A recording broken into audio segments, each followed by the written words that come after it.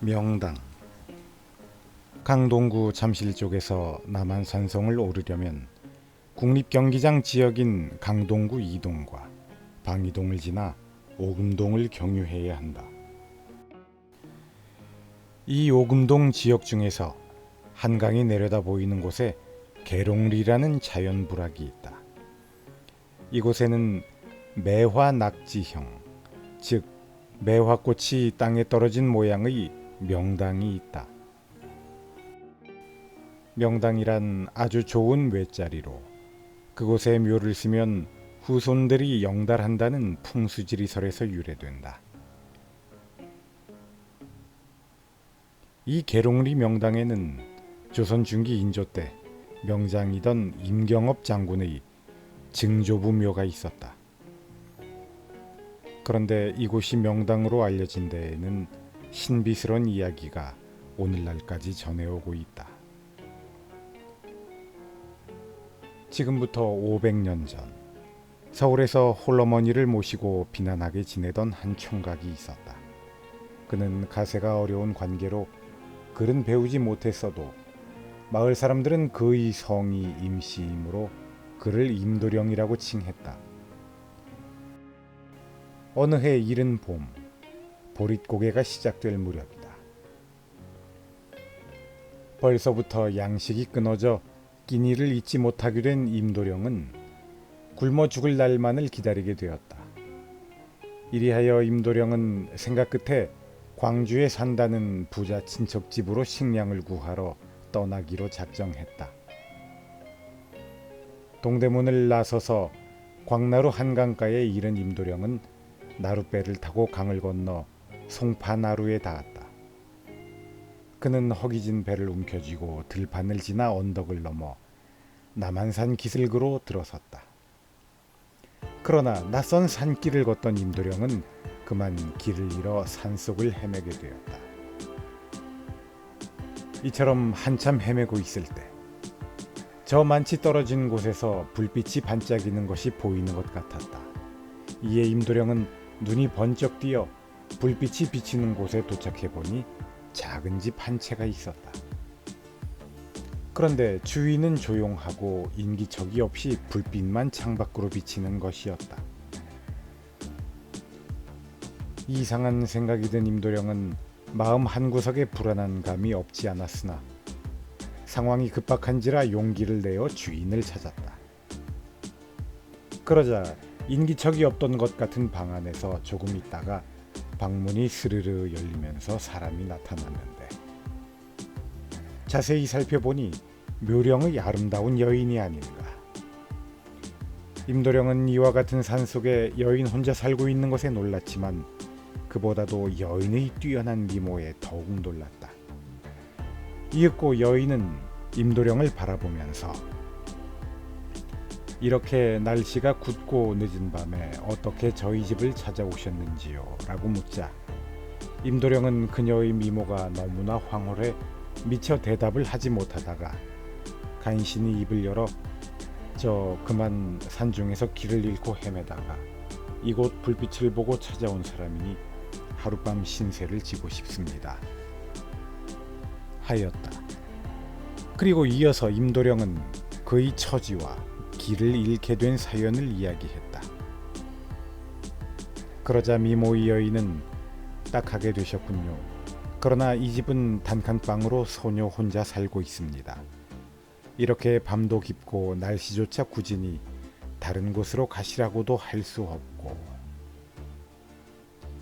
할 수 없지요 도련님. 제가 사는 집이 비록 누추하지만 들어오셔서 비바람이나 피하시지요.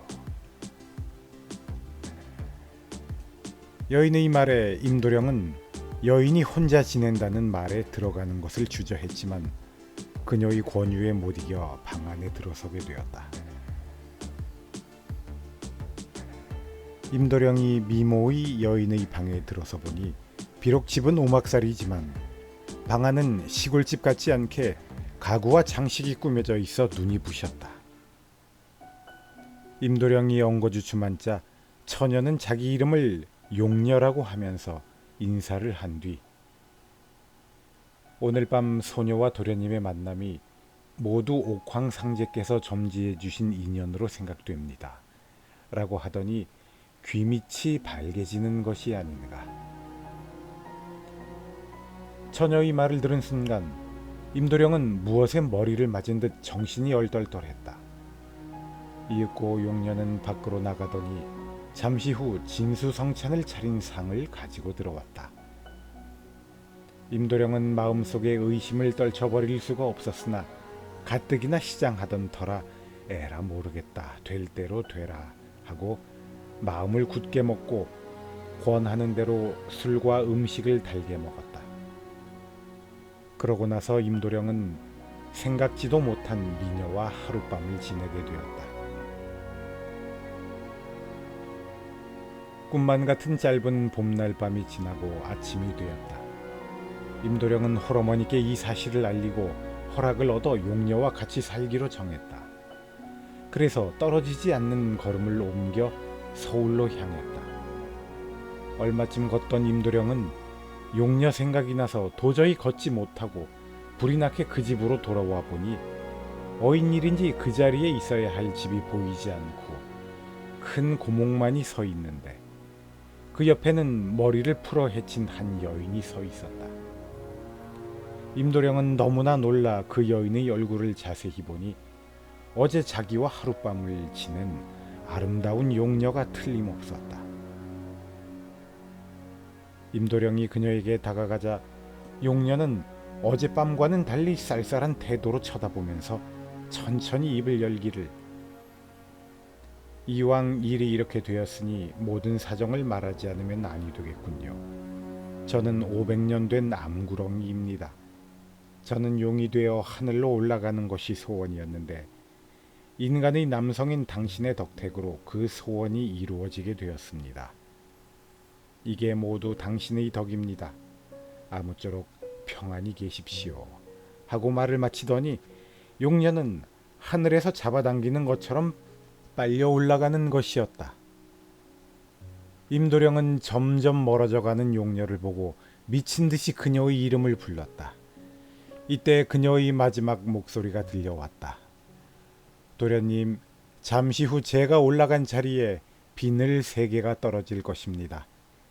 그 비늘이 떨어진 자리에 도련님 조상의 묘를 쓰십시오.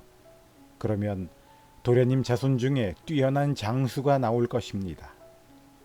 라는 말이 들리더니 용녀의 모습은 영원히 사라져버렸다. 조금 있더니 과연 하늘에서 비늘 3개가 떨어지더니 곧 매화나무 3그루로 변해버리는 것이 아닌가. 임도령은 너무도 희한한 일을 겪자 용녀의 말을 믿을 수도 믿지 않을 수도 없었다. 집에 돌아온 임도령은 그 어머니와 의논하여 그의 아버지 산소를 매화나무가 서 있는 자리로 이장했다. 이곳이 바로 매화낙지형 명당이다. 그 후 이 명당의 발복으로 임도령의 손자의 임경업 장군이 태어났다고 전한다. 이 까닭인지는 몰라도 이 명당 주위에는 임경업 장군과 연관이 있는 지명이 적지 않다. 그 예로 병자호란 때 임경업 장군이 마천동의 마산의 용마를 타고 거여동의 투구봉에서 투구를 쓴 뒤 계롱리에서 농을 열고 갑옷을 입고 출전했다는 것이다.